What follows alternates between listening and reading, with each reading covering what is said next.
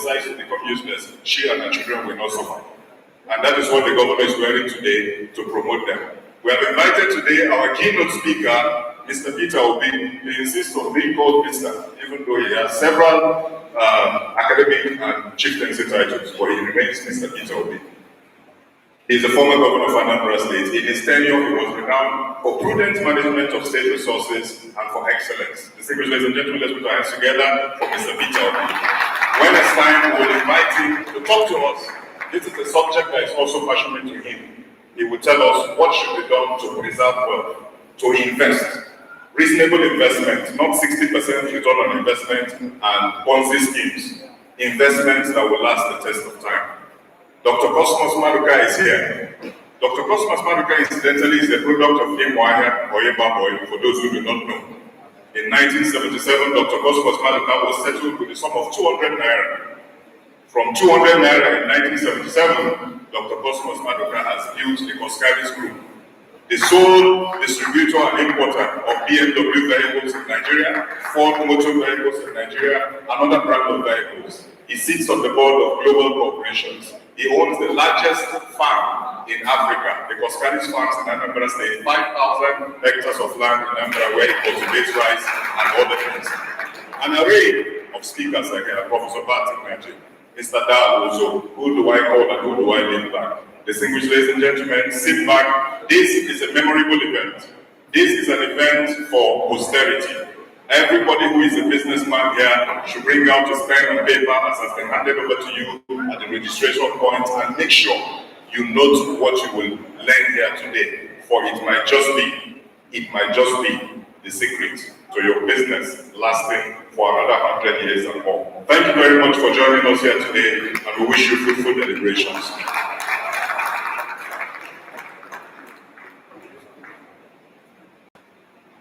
You've just listened to Sam Hart. Sam Hart is the Director General at the State Marketing and Quality Management Agency. Shall we appreciate him once again? Please put your hands together for him. But I was tickled when he said somebody was giving 200 naira. I'm sure the youth here, you are saying that was then. He's not suggesting that somebody should give you 200 naira now for any business. Thank you very much. I am not anchoring this event alone, distinguished ladies and gentlemen. Let me invite my colleague to take the next item on the program. Goodness Armstrong, please.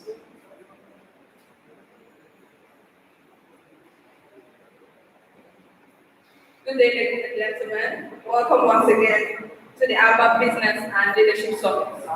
We're in the presence of political, academic, and business and entrepreneurship royalty. So please, a round of applause for the governor and every distinguished invited guest here present. Please, a round of applause. If you're going to clap, you're going to have to do it well. So please, a round of applause once again for the governor and every invited guest here present. Thank you once again, sir, for making time to be with us today. And to yourselves as well, thank you for coming here in good time. Without further ado, I'll welcome Sir Lawrence Obeta, who is the president of ASIMA, for the welcome. Please, a round of applause for him as he comes.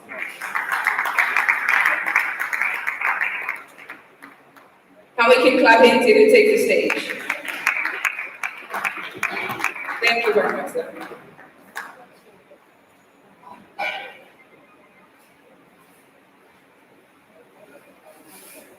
Are we good? Look at the screen. His Excellency,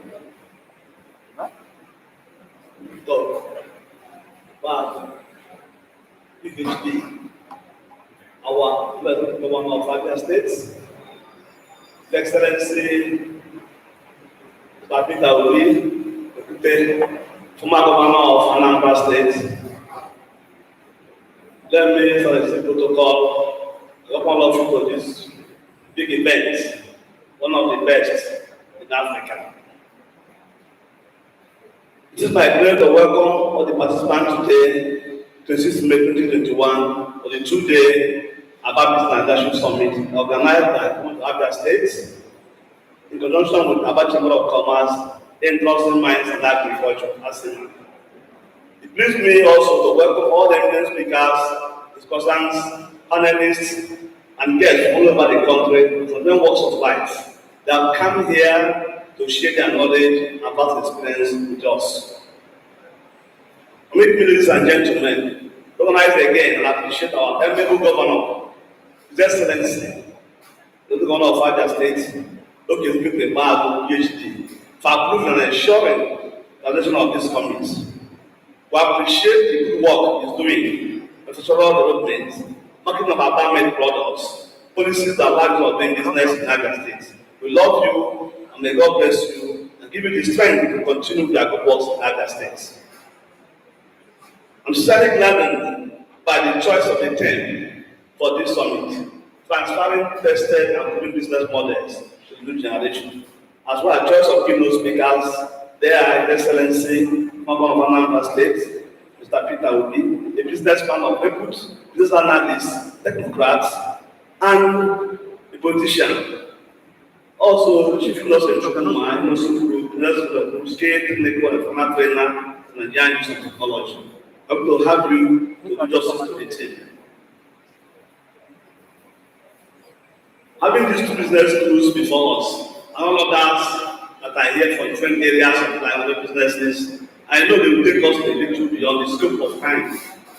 But it's the entrepreneurial culture, which is the foundation of any thriving economy and society. The President of our Chamber of Commerce have the conviction that the succession plan is the key for achieving sustainable business establishment, ensure economic growth, and improve GDP of the states. Finally, regarding my mind, if you pay attention and listening to the speakers and panelists, so that at the end, do not forget what you don't regret participation in this summit. Once again, welcome and all the best. Thank you, and thank you.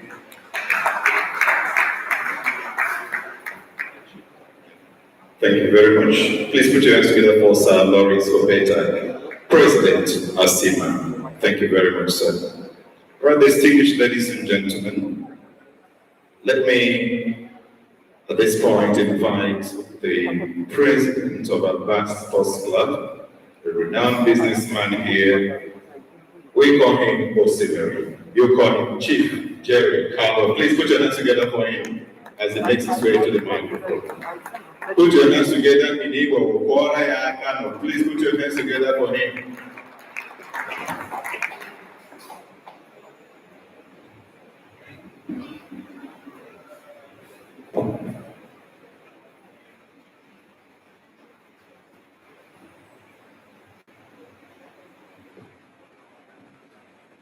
Your Excellency, our dear Governor of Abia State, okay, Victor Basu PhD, Otto Ajay, I salute you, sir.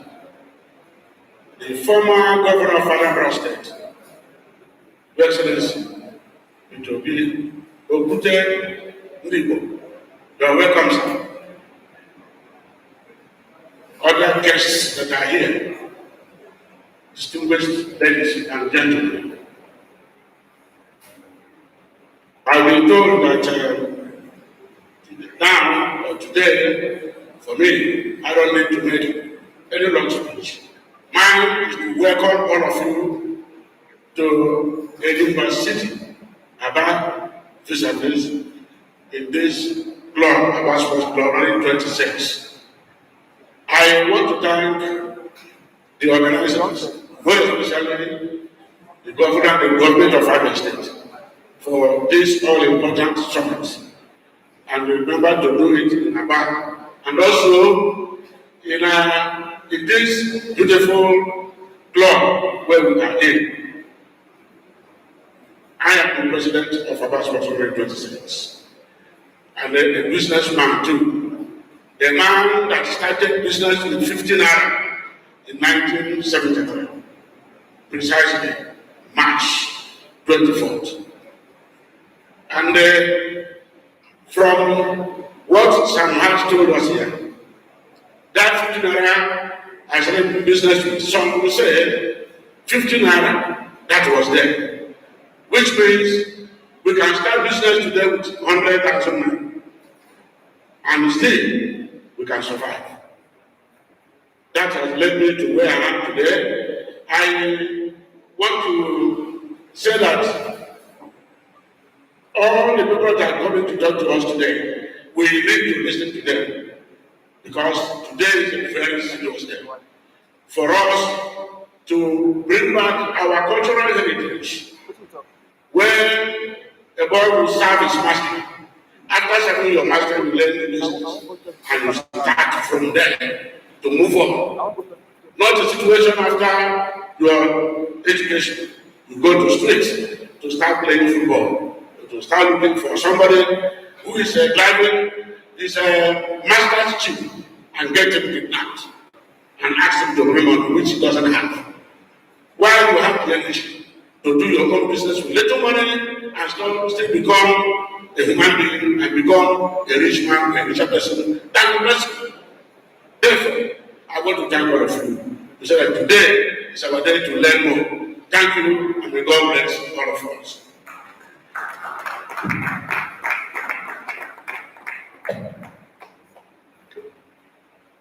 Thank you very much, Chief Jerry Carter. Let's put our hands together once again for him, ladies and gentlemen. Distinguished ladies and gentlemen, once again, may I remind us the theme of this Business and Leadership Summit. It is transferring tested and proven business models to the next generation. Time has come for us to listen to the keynote speech. But before then, distinguished ladies and gentlemen, permit me to welcome to this occasion, I seek the governor's permission, sir, to welcome the minority leader in the Abia State House of Assembly, of course, a tested businessman, Honorable Sir Abraham Oba, representing Aba Central in the House of Assembly. You're most welcome, Honorable Member. Thank you very much. All right, back to the keynote speech on this occasion. This speech will be delivered by none other than a tested businessman, a proven politician, the former governor of Anambra State, Okute Debo. Distinguished ladies and gentlemen, put your hands together for His Excellency, Mr. Peter Obi.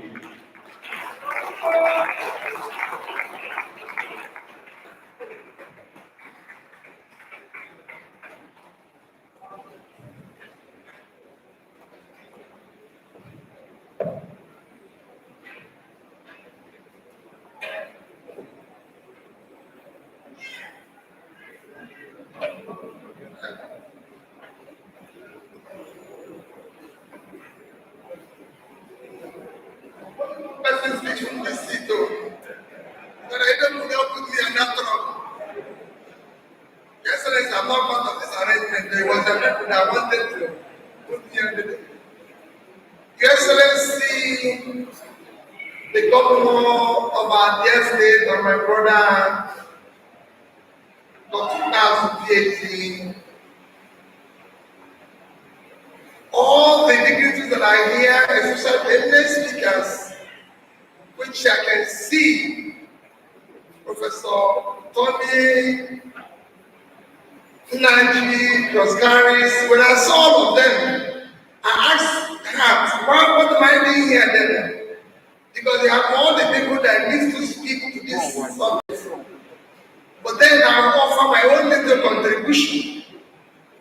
When I see professors, I was on the Suka yesterday, I told them, talking in front of professors, it's very difficult. I'm a trader.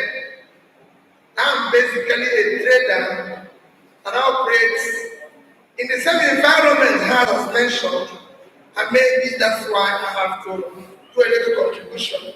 But I thank all the dignitaries that are here, resting on all existing protocols.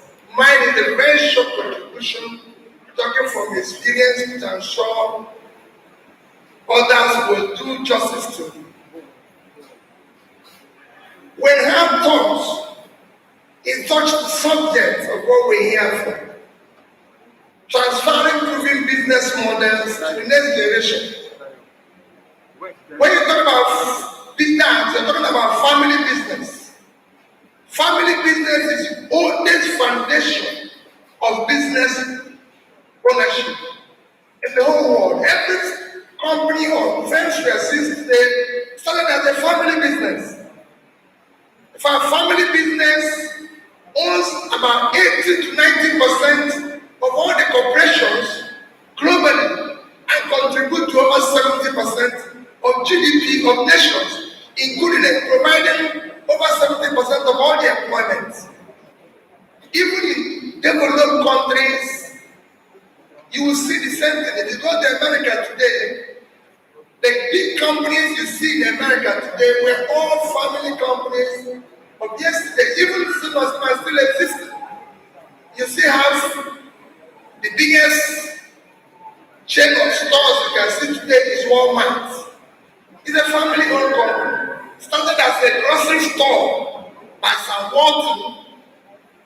In a small space, today it is the biggest chain of store, distribution store you can think of in the world. And his family, till today, his family still controls it. A Sam Walton family is the richest family, not as individual, but each of the 4 children who are owners of shares of that company are worth $50 billion each.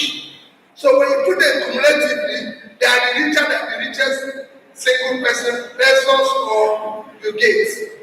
And it's a family business. Cargill is the biggest agricultural firm today. It's still there. So even in developed world like America, there's the family business that are thriving. If you go to the UK, you see similar things all over the place. Whether you see, I remember 2 years ago, I was at the Guinness shareholders meeting. I got there by the 4th 2 years ago. And I remember when one of the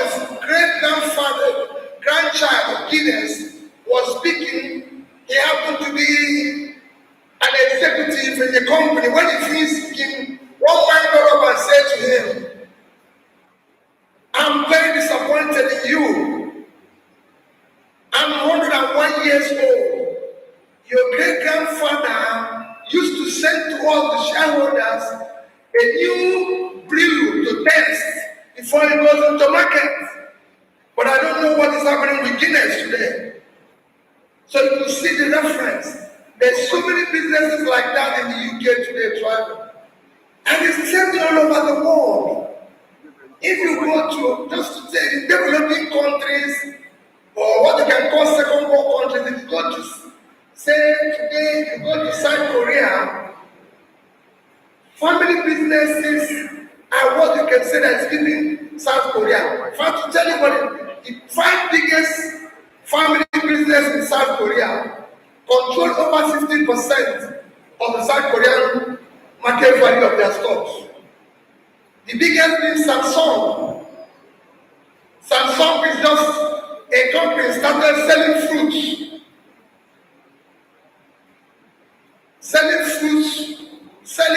Exporting them to China, selling Indomie type of product, macaroni and everything. And then they will know now it's probably run by a third generation and it moved into electronics, all sorts of things. Samsung at the time, for a decade, was contributing 14% of Korean GDP. Same thing happened, all these companies are still there and are thriving. You go to India, you see the same thing, Tata and all that. In fact, in India, about 90% of the businesses are family owned till today. If you read what I'm talking about, we're now in the coronavirus. The vaccine, the biggest vaccine company producing company in the world, in India, is now being run by a third generation of that company. Unfortunately, I always tell people, that company was started around the same time they started Yaba Vaccine Center. You know, people talk about this not very well here. Then when they started that company in India, they started one in Lagos, Vaccine Center, that was working until year 2000. Somebody took a pen and said it's going for servicing of the equipment and renovation and shut it down, say they can import one and make money. That's how we don't have a vaccine producing company in Nigeria. So I can go on and on. These are models that have happened everywhere. Today, one of the best exporting countries in the world that people celebrate is Vietnam. And why is Vietnam peculiar even to talk about Aba? Vietnam exported footwear. Last year, in 2018, almost worth of over billions of dollars. About 4 or 5 times what we earn from oil is what they exported in footwear. And that is what Aba is known for. Aba is known for footwear, Aba is known for clothing, Aba is known for everything. You can go on and this creates job and all that. So why is this happening in Nigeria? Why is it not happening in Aba? These are things we hear to look at and say, why is it not happening? Like, very ask. If all those things were happening today, if Aba had grown the way we've grown today, we won't be where we are. Somebody said, hey, wait a minute. It was settled in 1977, 1980 with 200 naira. Someone said his own was 550 naira. And they were well. And look at where they are today. Unfortunately, with the rain, that's what happened to us. In 1980, Nigeria per capita was $870. China was $190. Today they are 12,000, and we can't even reach 2,000. In 1980, China reserve is $3 billion. Ours is $10 billion. Today they are $3 trillion, and we are 30. Every day we're talking about foreign exchange because we didn't do the right things. And this comes from family businesses that were not sustained, that were not supported to grow and everything. But it's a variety of things. Starting from the first blame, people will say maybe it's the businesses. Yes, there's blame of the founders of the business for not training, not one. We don't have proper mentorship within the family in organizing the business. So, what am I saying about mentorship? Is that, hey, Mr. P2B is doing well in Aba, he's doing his business, like most of the businesses in Aba. Have said we shouldn't call him. There's nothing wrong in calling him. The business has failed, the name that they have failed. Many people will learn from it. The chairman is doing well, the guys is doing well, and he said because they suffer to make their money, they don't want their children to suffer. That's the first thing he says in his mind. So he sends him to the best business school in the world. The boy is there, reading, he doesn't even go when he wants to come to holidays. He's flying business class from there because when he comes back, instead of taking him to the factory where the thing is being manufactured, he stays in an air-conditioned office, issuing this thing. I talked about transport. One of the transport companies that failed in the southeast failed when I interviewed the son of the owner. He told me that what the father was doing was committing suicide. I said, what? He said, my father goes to park every morning and stay and be chasing the Alboros every day till night. When the man would have just printed ticket, so when he came back, he just printed ticket, sat in his office, was signing the ticket and issuing the ticket. Of course, the Alboros settled themselves with the money and it was being collapsed. Because it can't be in air condition when the thing is being collected in the back. So the man doesn't want his son to suffer. He doesn't want his children to suffer. He doesn't want them to go through what he went through. But that thing he went through are what they need. So the son comes back from this wonderful school in London, speaking English. We don't have people who speak English very well. We love them. The boys, they make him executive director, operation. For something he does not next to nothing. So of course, the executive director of operation, he will operate it like they do in England, and where you sit in office. So you're telling them, you have to go to workshop. The transporter knows that where the problem is the workshop. That's where they steal his parts. That's where they steal his business. But the boy doesn't go there because it's dirty. The man loves trailer going to the north. They sell his tires. He doesn't know. But this is what his father used to do differently. So proper mentorship is required. If you know those things you went through, please, your child, your children should go through it. That is what we didn't do. So most of the Aba businessmen sent their children to America, sent them to London. Well, they didn't come back. You know why? Aba was empty. They couldn't fit in here. There's no place to live here. Some of them have learned how to live a better life in a greener place, a place that is this like one day to come to Ariana market again and stuff like that. This is the future. That's where they should be. That's where their market is. That's the university. They need to learn. There's no proper knowledge. There's no proper corporate governance. In all our companies, individual companies, there's nothing. It's just Obi and Sons. So Peter Obi owns it with his wife. He's the managing director. His wife, Louis Paul, knows nothing. He's deputy managing director. Because he's married to Peter Obi, that's the only qualification. Not because he's involved in the business. His qualification is that since he's married to the managing director, he's the deputy managing director. And he doesn't come there because, he doesn't want to be part of it. He just stays there away every day because we are listening. He goes to the market, buy new dress. He's going from one function to the other until one day there's no Peter Obi, the new managing director arrives and says, what are you people doing here? And of course, what do you think will happen there? The business will start sliding because the deputy managing director is no coach. And then if he makes mistake, if he's somewhere, the man has 2 wives or 3. Then he has 3 managing directors, all fighting for which division they will manage, and the business will collapse. No proper succession plan. Nobody said, because if it's a proper company that is well articulated, like he said, which of them are quoted in the stock exchange? Why is there no money in our bank that is quoted in the stock exchange? And I'll tell you one of the experience why what I was saying, to just illustrate it. I'm very close to South African brewers. I started importing their products into Nigeria. And they decided to come to Nigeria to establish. They went from one brewery to the other, asking the owners to sell the breweries to them.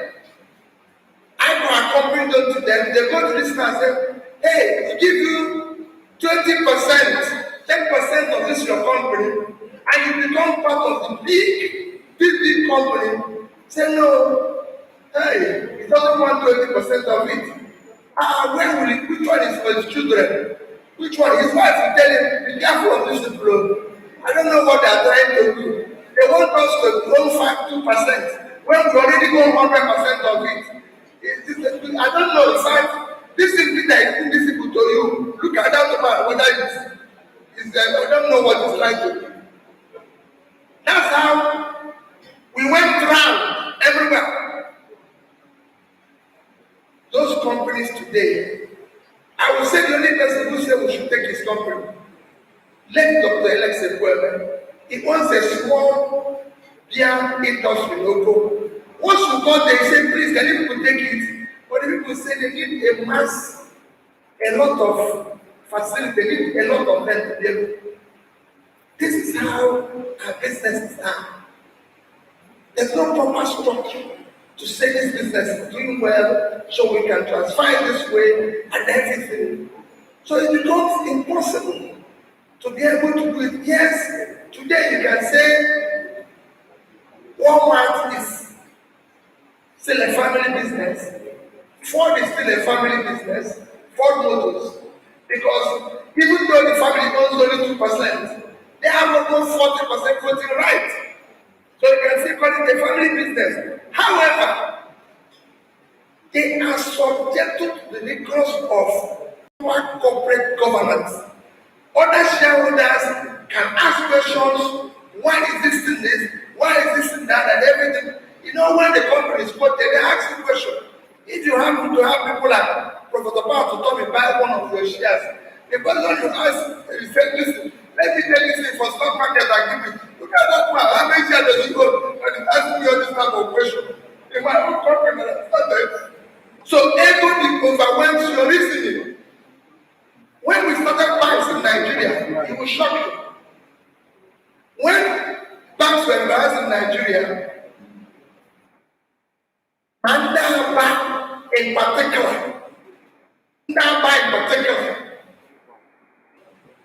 we are one of the major people that got into the financial sector. Could be anyone. I'm even involved in Fidelity Bank today. I can tell you that the people who started Fidelity Bank are bad people. These people were not their traders. They bought shares. In that time, cumulatively, most of the banks were owned from people from the Eastern region and everything. But what was the quarrel? What was the thing? Oh, they go to their annual meeting, and then of course they are told, well, this. This company we own, and why this small boy is talking to us? Does he know who are the owners of this business? It was quarrel. You say, okay, we want somebody on the board to be on the board of this company, to be able to help this company. He puts his wife. We want somebody on the, he puts his son. I've been on board there for several meetings. People who are representing people on the board could not talk. And because he just comes there, Mrs. P2B must be here. So he comes to the board, sits down, everything people say, okay. When they finish, the woman goes. What they said doesn't want to. If you say, Madam, can you make comments? Everything is okay. I have what to say, no problem. They pay you money. In the end, the whole thing collapsed. Some people make their wife chairman. And in there, turn the whole thing into their sons. To go there and employ people who are competent and everything. So when we talk about these are all the things we have to avoid and look how to do it better. On the other side, government give you their own. Because we can't just blame the individuals who are in our back for what caused the failure or non-charm, because we also have a role that the government did. Government did not in any way have an articulated fiscal and monetary policy to support businesses. Our government was not keen to support businesses. Let me thank that because everybody has said you are keen to support businesses. I can tell that government have killed more business in Nigeria, even killed more people than all they see now. I'm not saying every day I'm a politician, but I will say 90% of the problem of Nigeria is we politicians. We cause the problem that is here today. Let nobody change it. It's a problem of leadership. The leadership failure. It is not okay sit down because it's just there today. But all of us contributed to the failure of the place. That time they were using 15 naira to do business was because there was a system that was not working. There was a system that was working. All of a sudden the system collapsed in their hand. You don't have today, you cannot go to a bank any longer today and borrow money easily. In those days, you can borrow money from bank. Banks were afraid of managers and banks come to market business with you. Come to their business, come to look for to help them. Today, you go to that bank, they want you to bring this, and this. You now have a different set of businesses. So if you're a manufacturer, because now banks make money without this thing. This is the only country in the world that I know that banks are making millions, billions, but those that make money have collapsed. So tell me, prosperity is owing me, his business is collapsed, but I'm making it's only in Nigeria. Then you'll be wondering how did it happen? Why? Because they refuse to support businesses. Before, if you're a manufacturer and you build a factory, banks will come to your factory to talk to you, to do this. But what do I want now? All I want is to go and do issue government bond. And collect money and sit down and use private jet. Because that is being lending in Nigeria. As far as I'm concerned, they are doing one brokerage and involved with banks. This regulatory policy will give your business. Whenever I look at this man, I have a pen in my hand. Bottom line, I have a pen in my hand. Whenever I look at him, this man mortgaged his life, not money, his life, to bring light to this town, to power the industry of this town.